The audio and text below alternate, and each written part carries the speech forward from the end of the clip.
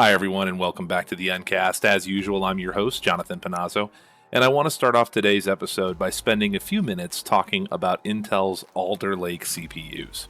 So, a few days ago, Intel made some pretty big announcements and opened up to pre-orders for their 12th generation processors. In addition, Intel also participated in a Reddit AMA, and Ask Me Anything, recently, where they answered a bunch of additional questions.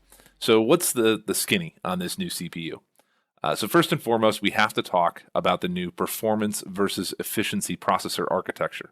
So Intel traditionally, when they make a CPU, up and through now, the main things that you're paying attention to is core count, thread count, and clock speed. And then ancillary, you're also caring about things like memory speed, maybe PCIe generation, how many PCIe lanes are there. So you might have, some concerns or some consideration for that other stuff. But generally speaking, when it came to the CPU, we didn't really ever think about the idea of having different types of CPU cores in a single processor. But this is changing now. So what this really comes down to is that Intel is ditching the traditional approach to CPU design where every core is the same. Instead, they are including performance-centric cores and efficiency-centric cores on the same CPU. This is kind of similar to how ARM designs a lot of its processors for mobile devices, where they'll have high power and low power cores. Now, for traditional desktop usage, this new architecture really shouldn't create any kind of complexity for users themselves. In fact, Windows is even including a new scheduler called the Thread Director in Windows 11 that makes sure that Alder Lake CPU cores are utilized correctly. And that basically means that there's some software running that makes a decision as to whether or not a particular process belongs on a performance-centric core or an efficiency-centric core. And I'm not really sure what black magic they're using to make those determinations, but let's just assume that they've done their jobs right and that it's going to work correctly. But I'm more interested in how this is going to affect virtual machine usage, that especially those using VFIO and GPU pass-through. And I don't think that people using traditional, what are called headless VMs, which are not passing through physical devices, I don't think those are going to have a problem. Because, this we'll just take a minute to deep dive on how the virtualization technology works and what changes specifically about how it works when you decide to pass through a graphics device. So with a traditional headless VM, you can do a lot of things that you can't do with a gaming VM. Okay, and one of those things is you don't have to pass through the entire CPU or host model of the CPU. You don't have to isolate cores from being used by other aspects of the system. You can kind of treat it similar to Docker, where you can overlap core assignments. In fact, you don't even have to do core assignments. So much changes when you're not doing a local desktop user experience with gaming and just using a generic virtual machine. And so what happens in that setting is you decide a certain number of virtual CPUs, vCPUs, that you're going to assign to that particular guest. And then Linux actually determines where those virtual CPUs need to live in terms of the physical. But it's not a one-to-one mapping. So, maybe you start doing something in that VM and it's utilizing the physical logical CPU 0 that's on the motherboard, right? But in the virtual world, that CPU 0 could be CPU 1, CPU 5, CPU 8, and not only that, but these virtual CPUs that have different numbers, they can jump around to different physical CPUs as well. And you just let Linux and the hypervisors, manage all of that. When you want to do a gaming VM, this doesn't work. And the reason this doesn't work is that it really comes down to that local performance experience. You don't want any choppiness or lagginess when you're interacting with the operating system at a local level, meaning a keyboard, a mouse, a monitor. And that's especially true if you're playing a game.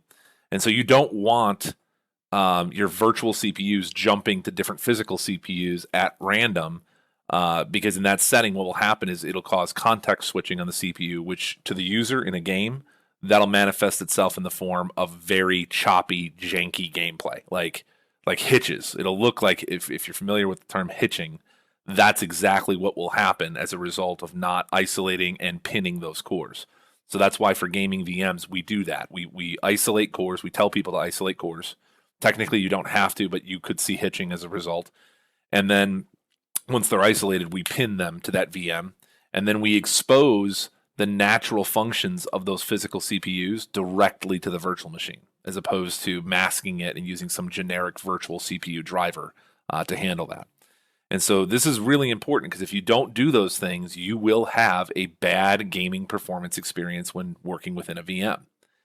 Now, again, up and through now, we really haven't had to play too many games, no pun intended, when it came to assigning these things. We basically figured out, you have to assign the logical thread pairs, and this goes back to hyperthreading.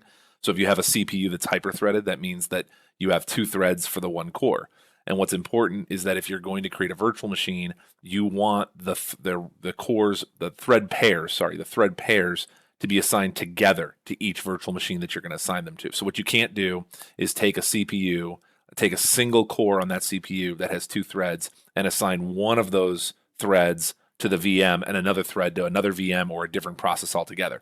That will also create inefficiencies and will potentially cause hitching problems, because even though logically to Linux it's presented as 2 different cores, two different logical CPUs, we know that that's because of hyperthreading, and we know that in reality there's still one physical CPU presenting 2 logical cores that are really just threads, right? So this is a convoluted explanation, I know, but the long story short here is that when you pin a set of CPUs to a virtual machine and you isolate those CPUs to that virtual machine, we get really good performance. What is the concern relating to Alder Lake is that now that we have this performance-centric CPU and then we have this efficiency-centric CPU, and let's be clear, the efficiency-centric CPU is kind of built like an Atom processor, right? In fact, it's based on that technology, whereas the performance one is based on traditional Intel Core processors. And that's why I think they talk about this as Golden Cove, and I'm forgetting the name off the top of my head, but there's 2 different. Gracemont. Gracemont's the other one. And so the challenge here when it comes to virtual machines is whether or not we're going to have to play these games with these what are called P and E cores, performance and efficiency cores.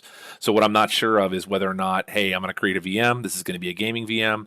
Do I just assign the performance cores and not the efficiency cores to that VM? Or do I assign a little bit of both? And then on top of that, when we create a virtual machine, on top of the CPUs that you assign and pin to that virtual machine directly, there's additional CPUs that are used to emulate the components that are running in that VM. And those CPUs are not the same CPUs that you're pinning to the VM. So that's something that's running off the host. Same thing applies to memory. So when you create a VM, you assign it 16 gigs of memory. You might think, oh, great, so that's 16 gigs less memory for the rest of the system then, but that's okay if I have 24, that means I have 8 remaining. Not really, because on top of the 16 gigs of memory that you're assigning directly to the VM itself, you also need to have a chunk of memory reserved for the emulation of those additional components like storage controllers, network controllers, you name it. So we've had to deal with that kind of stuff in the past. But with these new P&E cores, there's a lot of questions that I'm not getting answers to just yet on how that's going to work with virtual machines and performance experience. Now, what I could hope for is that maybe we could just assign the performance cores to your gaming virtual machine and assign the efficiency cores to all of the other server applications that you're running on your system. That would make a lot of sense to me. And it would be a very interesting way to go about building these systems and assigning these resources. But until we get our hands on these things ourselves, we're just not going to know. Another thing that's important to note about the architecture on these things is how these P&E cores work with hyperthreading. I think I mentioned this a little bit, but essentially the hyperthreading only works on the P cores, and it doesn't apply to the E cores. So there's technically there's going to be 6 total chips, 6 different CPUs available for purchase here. There's 2 high end, 2 mid, and 2 low. The highest end chips are going to feature 8 performance cores that'll support hyperthreading, and then they'll also have 8 efficiency cores, which means you'll have a total of 24 threads on the highest end chips. The mid-range chips are going to feature 8 performance cores, but only 4 efficiency cores, and the low-range chips will have 6 performance over 4 efficiency. So again, because of the nature of how the hyperthreading works, that means that, again, 24 total threads on the highest end chips, 20 on the mid-range chips and 16 on the low-range chips. Now, on top of this new performance and efficiency architecture, all of these chips will also support PCIe 5.0 and DDR5 memory. And the main thing that I'm interested in with PCIe 5 and DDR5 is people utilizing more and more NVMe storage, and how much you can actually get to jam through those PCIe lanes, considering the increased bandwidth. So that'll be another interesting test once these systems are fully available in the market, is what people can do with really extreme configurations with lots of really high-end, high-performance storage. So another major point of consideration with these new processors is how they're going to compare to the current, what many consider to be the current flagship CPU on the market, which is actually the AMD Ryzen 5950X. Now, I'll be perfectly honest here. I've not been a fan of Team AMD for quite some time. I felt like their CPUs have dragged behind for a long time, and they only kind of shoot into the limelight for brief periods with releases like the original Ryzen and Threadripper. But I got to say, the 5950X has turned my head quite a bit. A couple of friends of mine recently built new rigs based on that CPU, and I got to say the performance is pretty amazing. So the real question is how Alder Lake will shake things up in the market. From a pricing perspective, the 12900K CPU is about $100 cheaper on Newegg right now than the 5950X. But as many have commented, it's typical for AMD motherboards to be a bit cheaper than Intel. So many would consider the $100 difference kind of a wash. So the truth is that until people like our good friend Linus from Linus Tech Tips get their hands on these bad boys, we just won't really know who the new king of price for performance really is. So again, what's unique for us and our community of users is that traditionally we've heavily encouraged the usage of Intel CPUs for use cases that involve VMs and GPU pass-through. And while I'm confident that this should remain with these new CPUs, I am eager to test this ourselves to see if we need to be a bit smarter about core assignments with VMs now. So if you manage to get your hands on one of these systems before us, please feel free to connect with me on Discord and tell me about your experience. I'd really like to know. Availability on these things is going to be really tough. Like we tried, couldn't get them on day of, and they're already sold out today. So I'm not sure when we'll be able to get our hands on one directly, but hopefully sooner than later, because I really am eager to see how these things work. And, my hope is that they'll do even better than the previous generation. So, okay, so next subject that I do want to talk about, and I know not everyone's going to care about this because I got a new phone. So I got the Pixel 6 Pro, and I got to talk about it because I've been a Google branded phone user ever since the Nexus 5 came out back in 2013. And then I upgraded that to the Nexus 6, and then years later upgraded that to the Pixel 3 XL. And I love the cleanliness of the OS when Samsung, LG, and other manufacturers can't add their own software to the mix. I really hate it when they do that. For me, native stock Android is my favorite way to experience Google's mobile OS, and the Pixel 6 Pro delivers that amazingly. The biggest things I've noticed so far about my new phone are mainly relating to performance. This is the first time my Android device really does feel as smooth and crisp as my wife's iPhone. This is a divided house between Apple and Google here, and she always calls it a crap droid, and I always call her, say that she's got a crapple cry phone, and we love to bash each other about it. It's fun, but I do have to admit I've always envied the iPhone's ability to deliver a smooth user interface regardless of what the apps are doing in the background. And I finally feel like I really have that with this new device. The screen's 120 hertz refresh rate, and this is the first Google product or Google mobile device that features their new Tensor CPU that's in here. That is super efficient, and it's kind of similar, a similar idea to what's happening with Alder Lake, right? So technically, there's a full-blown CPU and a tensor in here, and there's a little device that makes a determination as to whether the particular job that needs to be done is better suited for tensor or better suited for traditional. And so it's kind of similar to what Alder Lake's doing. It's kind of similar to what everyone's doing nowadays, which is having two different kinds of processors to handle different workloads. So I just know that from a user experience perspective, it just works really, really great. I've been super happy with the performance, super happy with the cleanliness of the interface. The new Android 12 Material U design stuff is neat. It's nice. I don't really care. I know there's some people out there that get really like excited when they do stuff like that. I have a lot less care about, little things like changing the color palette of the backgrounds and stuff like that to match my imagery. I care a lot less about that, and I care a lot more about function. And so, like, one of the new things that they added is the ability. They call it Magic Eraser. It's a new feature that's built into the camera. And so, if you take a picture and there's something in the background, like a person in the background that you don't want in the picture, you're supposed to be able to use Magic Eraser to take them out of the picture. Now, the demonstration that I saw of this on their launch video was really amazing. Like it was perfect.